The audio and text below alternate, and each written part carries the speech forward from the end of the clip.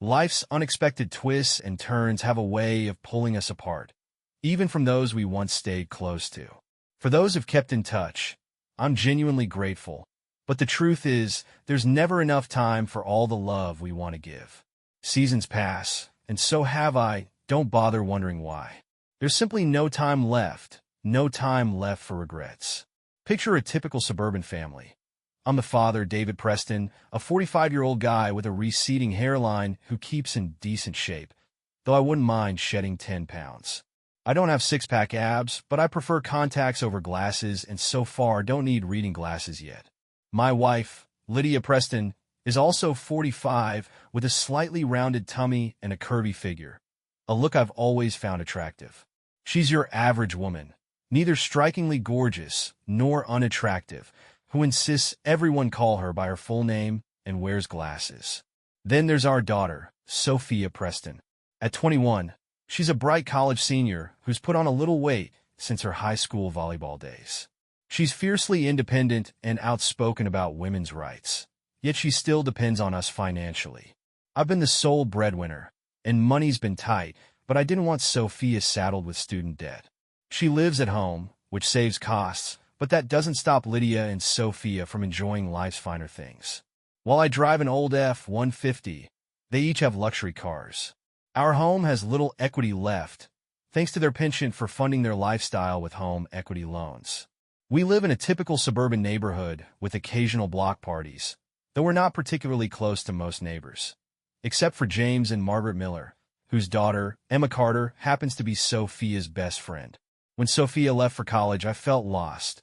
We had spent so much time together, and now there was this aching void. Even my volunteer work didn't fill it. One evening, I turned to Lydia and asked, "Are you happy?" She gave me a curious look. "Happy with what?" "Your life," I said. "You've pulled away from me. You've lost the spark I remember. I miss how things used to be when Sophia was younger. Igus I'm used to it. What about us? Is there something I'm doing or not doing that's making you feel this way?" Lydia shrugged off my concerns. "We're fine. I don't have any complaints. Why all the questions?" "I just want you to be happy," I insisted. "Maybe you could talk to someone, a counselor perhaps, just to find some balance or improve your mood." She hesitated but finally said, "I'll think about it." And that was it. I let it drop, though the conversation lingered in my mind. 2 weeks later, Lydia started seeing a life coach weekly. You might think I hoped this would bring new energy to our relationship, maybe even heat things up in the bedroom.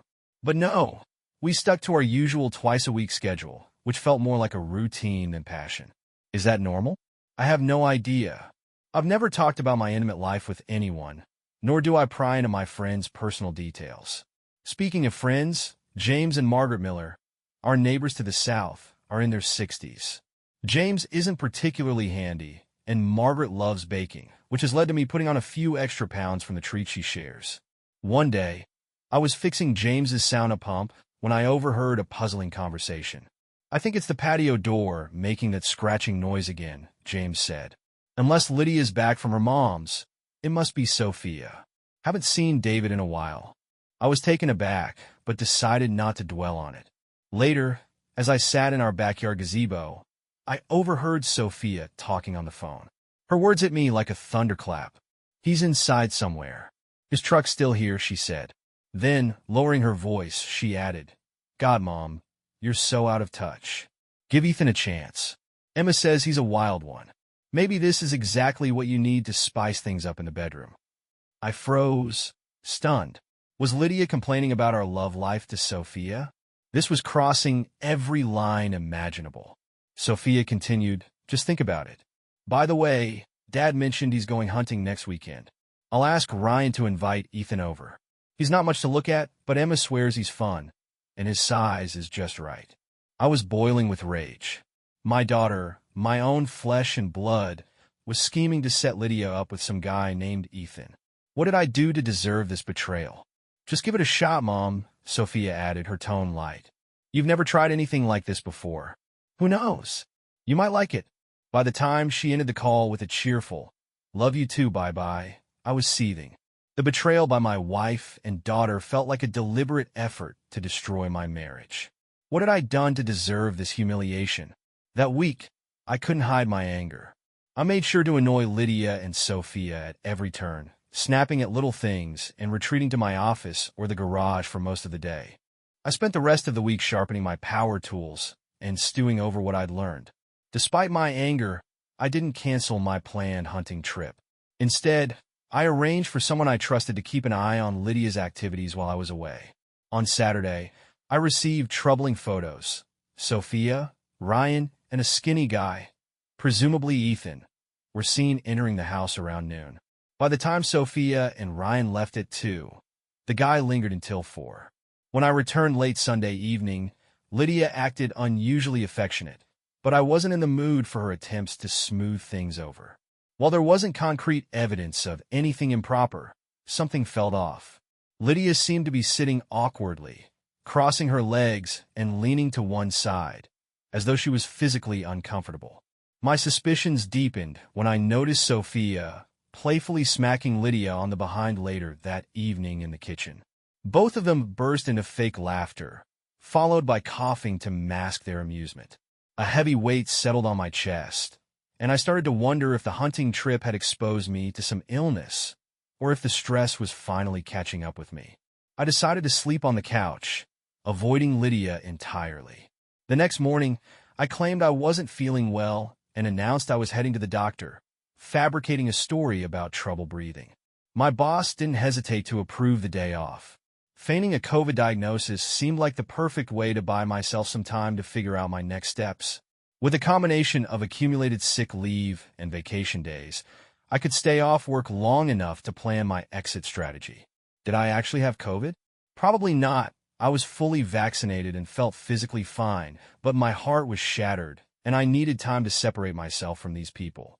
I checked into an extended stay hotel, sparing no expense to avoid living like a pauper. Lydia, surprisingly, seemed relieved when I informed her I'd be out of quarantine just in time for our traditional Christmas Eve dinner. She and Sophia called me twice a day, likely to ensure I didn't feel abandoned, but I kept the conversation short, pretending to be too exhausted to talk. During this time, I began plotting my revenge. While anger consumed me, I knew I needed to focus on practical preparations, such as updating my will, changing beneficiaries, and removing emergency contacts. I even began apartment hunting, which drove home the finality of my decision to divorce Lydia and force Sophia to face the realities of adulthood. As bitter thoughts swirled in my mind, I knew some of my ideas could land me in jail, clearly not aligned with my plans for the future. The idea to use an escort to set up Ryan came from a news story I'd seen about a company employing similar tactics to eliminate unwanted employees. It was a risky move, one that could hurt Sophia in the process, but in my mind, she deserved it. When Christmas Eve arrived, our artificial tree was glowing with red, white, and green lights, and the scent of pine cones filled the room. The dining table was set with the meal Lydia had prepared, and we all gathered for what had been a 23-year family tradition. However, this year, there would be no prayer of thanks, no cheerful toasts. I stood up to speak, but my words carried no warmth. I turned to Ryan and asked, "So, how's Natalie doing?" His face turned pale. Sophia, sitting next to him, gave him a sharp, curious look. She clearly had no idea who Natalie was. Ryan stammered, I don't know any Natalie." I smiled, though it didn't reach my eyes. "Oh, really? The raven-haired beauty with ruby-red lips you were with last Sunday night? Ring any bells?" Ryan's eyes widened like a deer caught in headlights. He stuttered, desperately trying to deny it. I don't remember. Maybe. What's her name again?" "Let me help you out," I said, pulling out my phone. I played an audio clip. Ryan's unmistakable voice saying, "Okay, Natalie, you're amazing. Don't stop. God, I'm coming again." Sophia's face twisted with rage. "Are you serious right now, Ryan? You lying piece of garbage." She lunged toward him, fists raised, but I stepped in and pushed him firmly back into his chair. I motioned to Lydia, "Take Sophia to the kitchen and calm her down." Lydia led Sophia out of the room, though it wasn't a quiet retreat. Sophia's string of colorful insults echoed down the hallway as the kitchen door slammed shut. Once we were alone, I turned to Ryan, who looked ready to bolt. Listen carefully, I said, leaning close. You're going to warn Ethan to stay far, far away from me. If I ever see his face near my house again, there will be hell to pay. Understand? Ryan nodded quickly, his face pale and glistening with sweat. He didn't say a word. He didn't need to. The message was clear. Or else Ethan would regret his very existence as a man. Ryan understood his precarious position and realized that his options were severely limited. From my perspective, the manila envelope on the table sealed his fate. Reluctantly, Ryan agreed to do one last thing for me. I called out toward the kitchen. Lydia, bring Sophia back in here. They both returned, looking shocked, their faces tear-streaked and tearful. I began, let me explain how I got that recording. I paused for dramatic effect, making sure their attention was fully on me. Ryan, her name isn't Heather. Honestly, I don't even know her real name. She's an expensive escort. Both women gasped, and I continued, my voice steady. Yes, I hired her. The goal? To seduce Ryan and capture their little encounter. And there's more. There's also a video, if either of you feels brave enough to watch it. Sophia exclaimed in disbelief. Daddy, what the hell? You hired her? I nodded, unflinching. Yes, sweetie, I did. How does it feel to be betrayed? How does it feel to be stabbed in the back by someone you trusted? Lydia made a small, distressed sound, and I noticed Sophia's eyes flicker briefly toward her mother before darting away. Both women were visibly shaken and in tears. I turned to Ryan. Do you have something you'd like to say? Without hesitation, I switched my phone to video mode and pointed the camera at him. Ryan stood up, grabbed the folder in front of him, and addressed Lydia directly. Lydia Preston, you've been served, he said, handing her the envelope containing the divorce papers. Lydia froze. For a moment, I wasn't sure if she would vomit or faint. She wavered, but eventually regained enough composure to remain standing. The scent of pine cones and the holiday lights in the room were no match for the impact of what had just unfolded. As Lydia and Sophia retreated to the master bedroom to console each other, I took charge outside. Sophia's car, her so-called early graduation gift, was loaded onto a tow truck and driven away. All her belongings from the car were packed into a trash bag and left on the porch. Soon after, Lydia's BMW followed, but I made sure her things were transferred to a 23-year-old sedan. 1 year for every year of our marriage. My lawyer had reminded me that I was legally required to provide her with transportation, but nothing said it had to be luxurious. With our joint credit cards paid off and canceled, I also ensured that Sophia's cards, ones I had co-signed for, were no longer active. Both Lydia and Sophia's iPhones, full of bells and whistles, were rendered useless. I left Lydia with a basic flip phone with limited talk and text capabilities, while Sophia received no such consideration. I planted a for sale sign in the front yard, hammering it into the ground with sharp, deliberate strikes. While I couldn't legally sell the house just yet, Lydia's name was still on the title. I wanted her to know exactly what our future looked like. Rather than listen to the Christmas music playing in the living room, I retreated to the basement. Sitting in the darkness was oddly comforting, especially when the chaos above me began. It didn't take long for Lydia and Sophia to realize the extent of my actions. Phones weren't working, credit cards were declined, and their possessions were inaccessible. Their voices grew louder, calling me names that were decidedly unchristian. These insults, however, were mild compared to the ones I had shouted in my empty hotel room while planning this day. Eventually, Lydia and Sophia decided to leave, speculating aloud. Maybe Dad went for a walk. His truck's still here, but his car isn't. He couldn't be driving both. They noticed an unfamiliar car parked out front and suspected I'd canceled their phone service. Let's go see if Margaret will let us use her phone, one of them suggested. As they left the house, I seized the moment. Calmly, I locked the doors behind them, ensuring they couldn't re-enter. Without phones, credit cards, or identification, their purses were still inside. They were effectively stranded.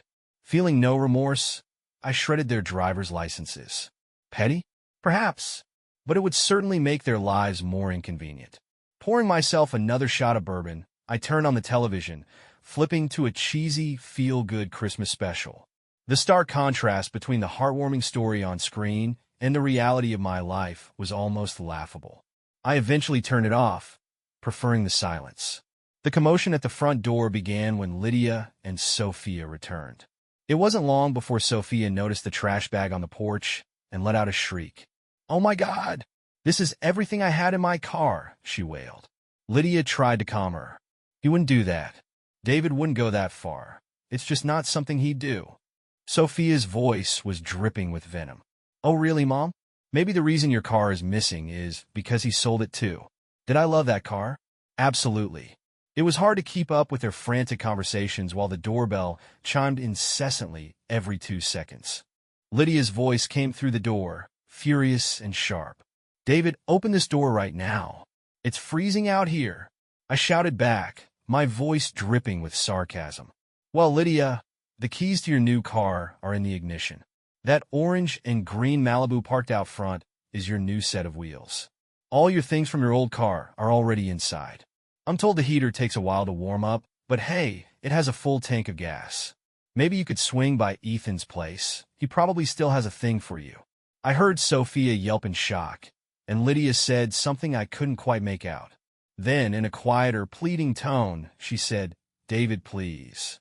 Let me explain." For a few moments, silence hung heavy in the air. Then Lydia tried again, her voice sickly sweet. "David, I know you can hear me. Say something. Please. Merry Christmas?" I answered coldly. "You'd better leave, Lydia. And take that woman," I paused for emphasis, "with you."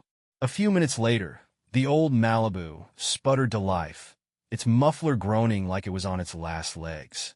That wasn't surprising, given how eager the previous owner had been to get rid of it. Fixing it wouldn't come out of my pocket. Without much ceremony, the two traders drove away from the house. As I watched them disappear down the street, a dark thought crossed my mind. It had been years since I'd heard of anyone dying from carbon monoxide poisoning because of a bad muffler. Maybe I'd get lucky, but probably not.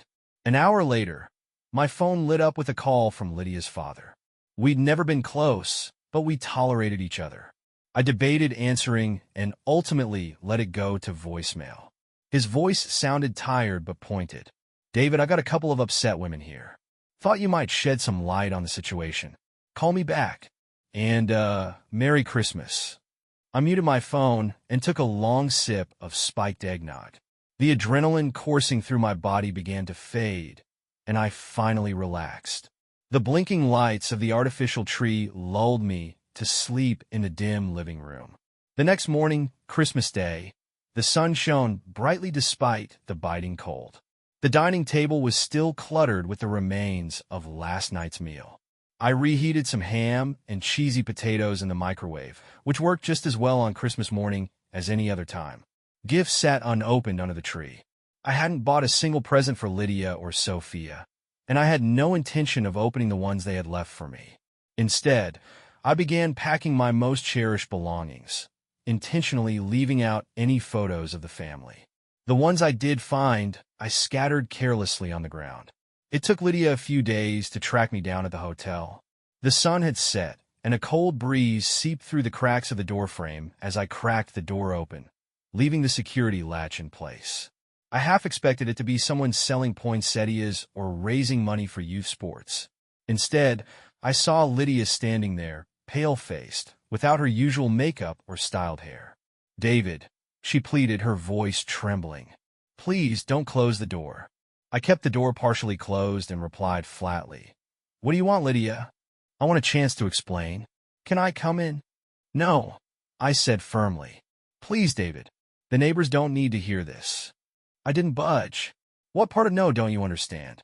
If you're having trouble, I'd be happy to spell it out for you." She sighed, defeated. "Okay, let me start by saying I'm sorry. I can't explain my actions." I folded my arms. "What actions are you referring to, Lydia?" "David, please," she whispered, her voice soft and strained. "Not out here.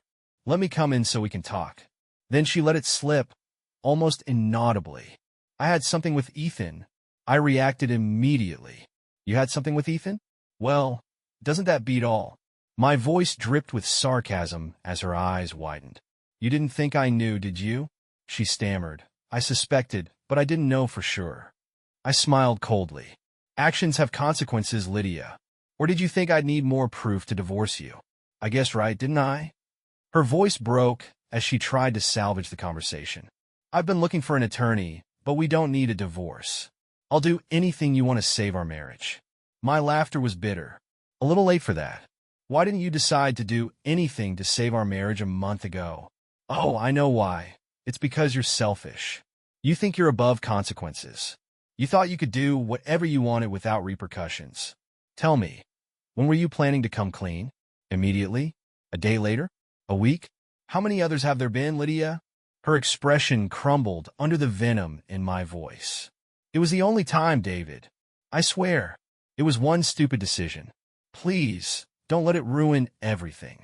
I leaned closer, my voice low and cutting. Which stupid decision are you talking about? Because from where I stand, I'm counting more than one. Planning to cheat might earn you a temporary reprieve, but actually following through? That's a deal breaker.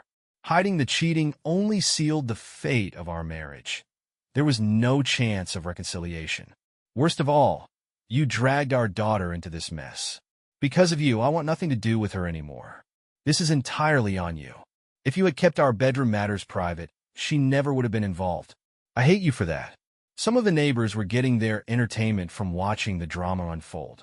Lydia's voice was a mix of desperation and regret. David, I said I'm sorry. How can I make this up to you?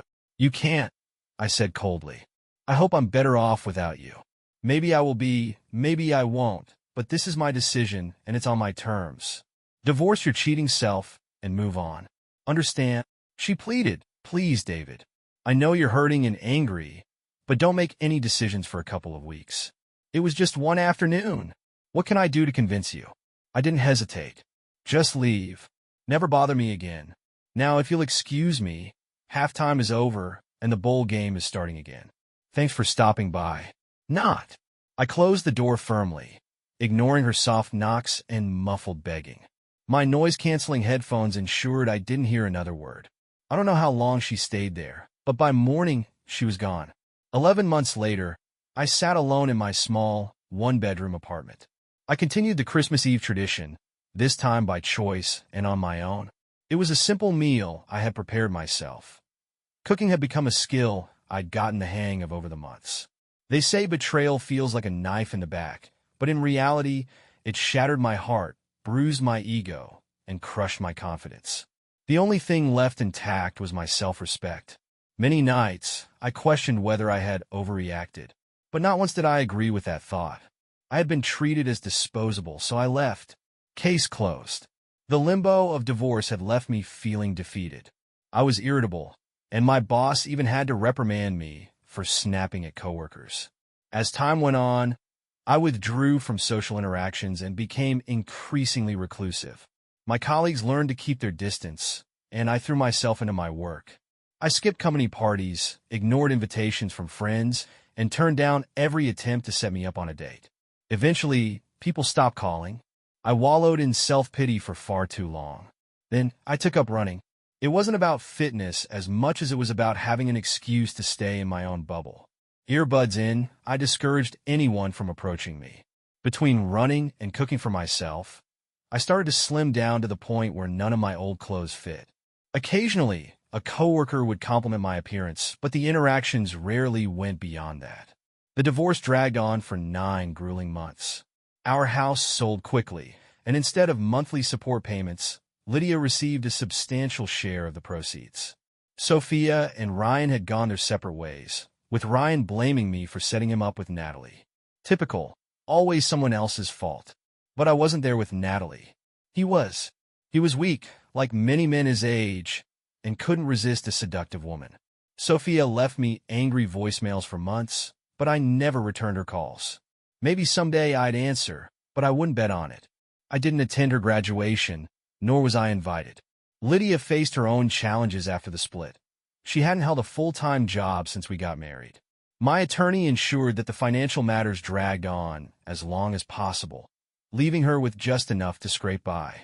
The comfortable lifestyle she had grown used to was gone, for both of us. During some attorney conferences, Lydia tried to apologize, calling her actions incredibly foolish. I remained stoic, which only led to her tears.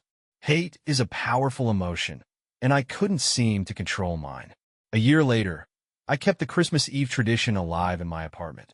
This time, I was joined by Claire Evans, a friend who had been through a similar experience. We weren't romantically involved. I wasn't ready for that yet. After we finished cleaning up the dishes, Claire led me to the middle of the living room, and we danced. The closeness stirred something in me, a longing I hadn't felt in a long time. At times, I missed the warmth of a willing partner, but after about 10 songs, Claire wiped away a tear and left.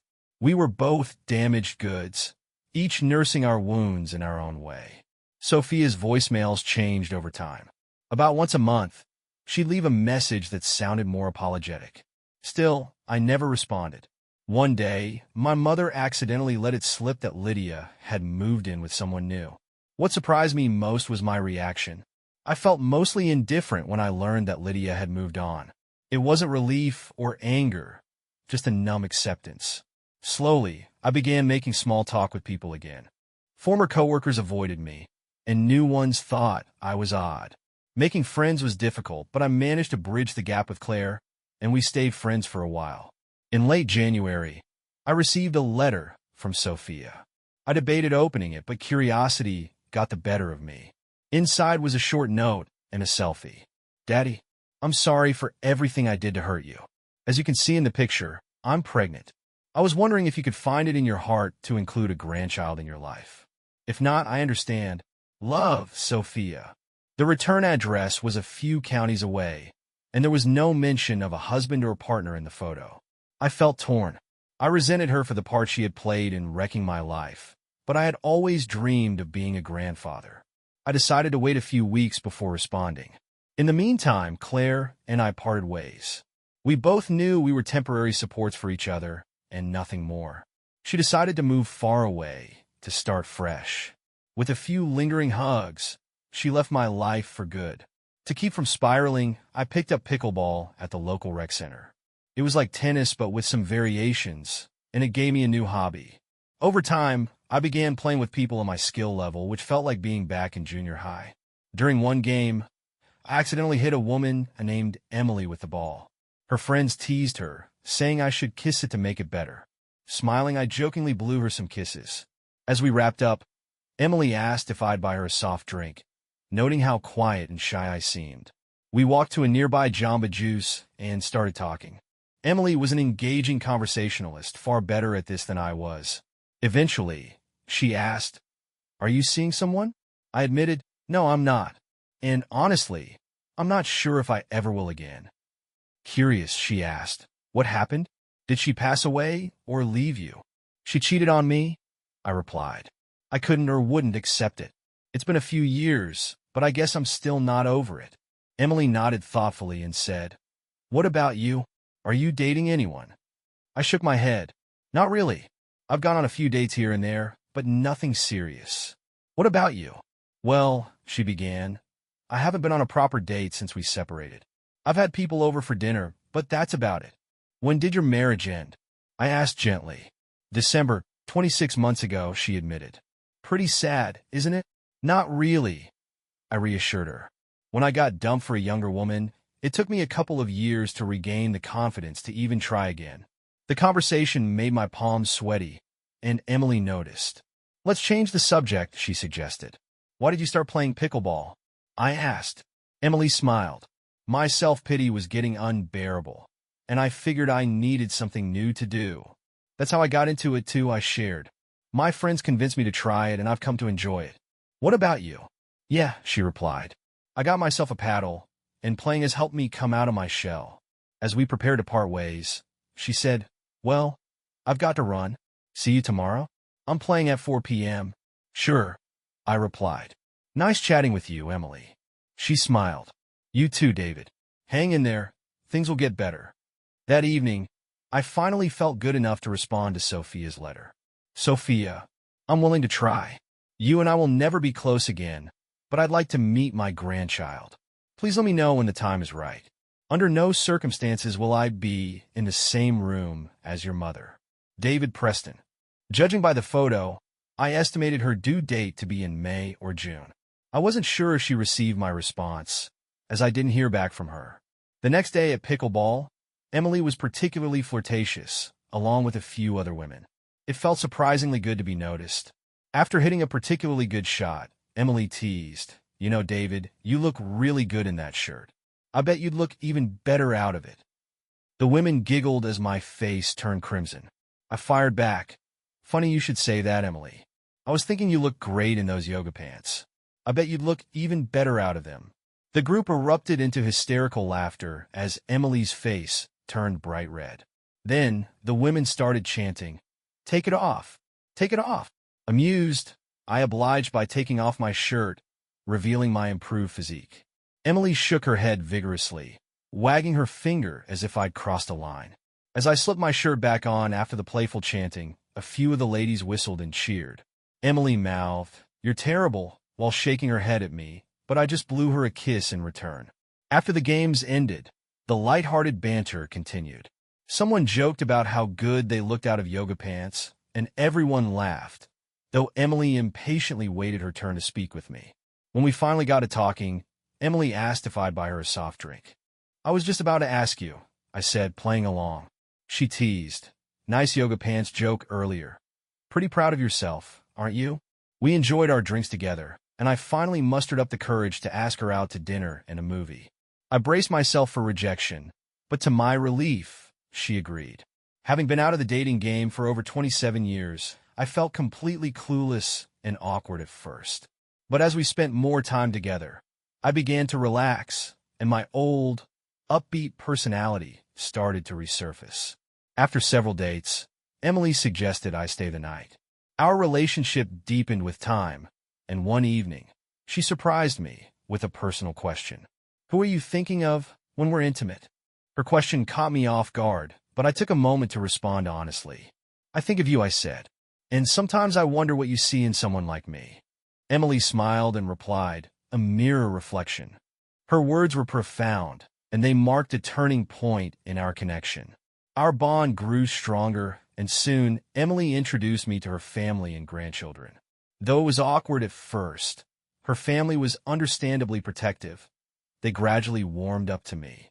In early June, Emily and I were cuddled up in bed when she suggested celebrating our closeness in a more passionate way.